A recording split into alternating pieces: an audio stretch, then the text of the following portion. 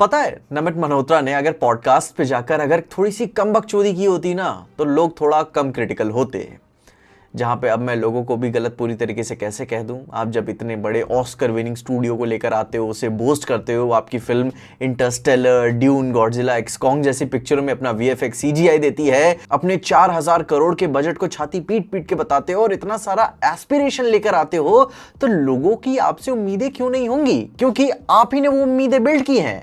जहां पे अब जैसे जैसे इस फिल्म के बारे में थोड़ी सी टीजर के बाद डस्ट सेटल हो रही है, लोगों को मूवी के साथ क्लैरिटी आ रही है कि रामायण क्यों थोड़ा सा ऑफ फील होती है। जहां पे इसका पहला फ्रेम ही देख के थोड़ी सी वीडियो गेम वाली फीलिंग क्यों आती है, इसके स्टार प्लस वाले शोज से कंपैरिजन क्यों हो रहे हैं, क्योंकि the movie doesn't feel Indian enough. जहां इसका रीजन एक ये भी है कि जब आप मूवी के शुरू में वॉर सीक्वेंस देखते हो, जो मॉन्स्टर्स एंड डीमंस के डिजाइन हमें देखने को मिलते हैं, वो अपने स्क्रिप्चर्स एंड लोर के कैरेक्टराइजेशन तो उठा पाते हैं पर फिर भी वेस्टर्न लुक देकर जाते हैं।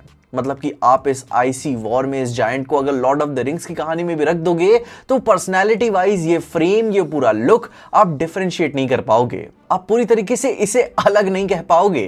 एंड एज अ फिल्म आपकी फिल्म की कोर आइडेंटिटी, उसका एस्थेटिक, इसका इंडिविजुअल स्पेशलिटी होनी चाहिए। जहां just see the faces of these monsters and scale, वो कोई इंडियन आइडेंटिटी रिफ्लेक्ट नहीं करता, जो कि ऑलमोस्ट लाइक कि मैं किसी ब्लैक मिथ वुकोंग के रैंक्ड बॉसेस को देख रहा हूं। There is a distinct Indianness जो मिसिंग है इसमें से। जहां फॉर एग्जांपल आप राजा रवि वर्मा की पेंटिंग्स ही देखो कि आप पेंटिंग की पर्सनैलिटी देख के बता सकते हो कि it's so much Indian, it's so much rooted in our culture, जो कि it also works as a symbol कि बस देख के ही कोई इंसान बता दे कि हाँ ये भारत देश से आया है।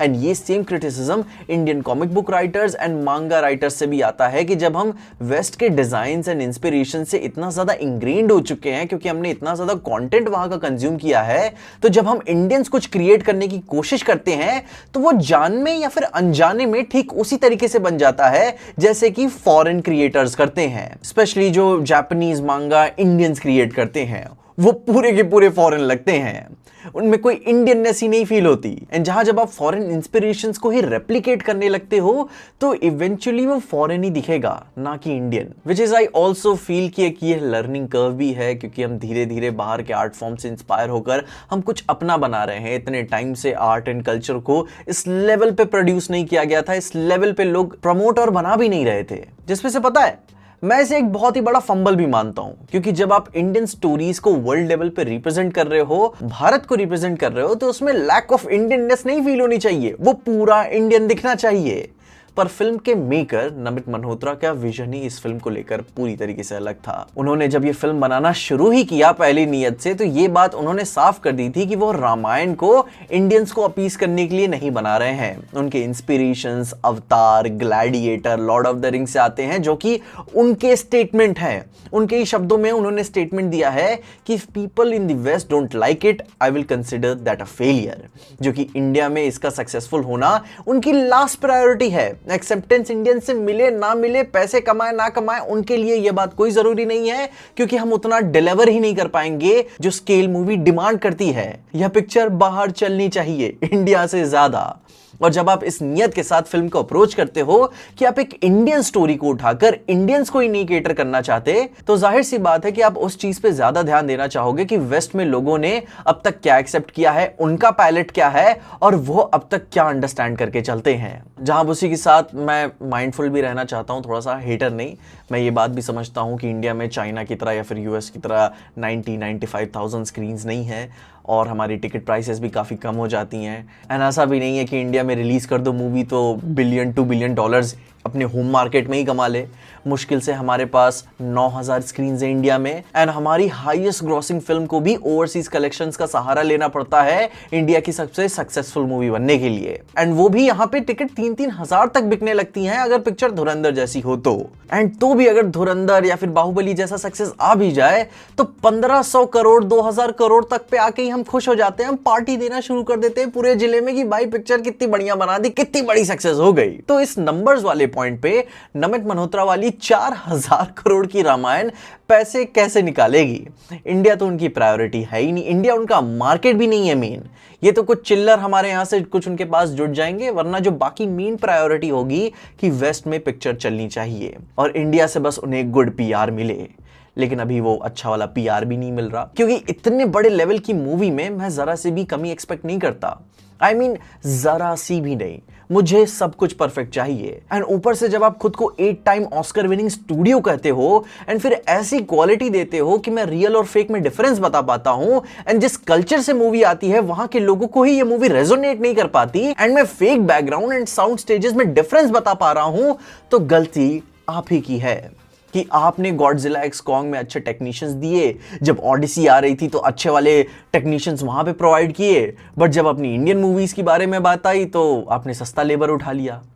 देयर इज अ रीजन कि वी रिस्पेक्ट हॉलीवुड मूवीज, कि उनके काम करने की पाइपलाइन इतनी स्ट्रांग है, हर चीज इतनी ऑर्गेनाइज्ड है, वो एक इंडस्ट्री है फिल्म बनाने वाली, उनके विजुअल्स एंड विजन्स इतने स्ट्रांग होते हैं कि Valeria and the city of 1000 planets जैसी पिक्चर भी अगर नहीं भी चल पाती तो पिक्चर ना चलने के बाद भी आप उसके विजुअल्स की तारीफ करते हो, आप उसकी इज्जत करते हो कि भाई पिक्चर क्या बनाई थी यार।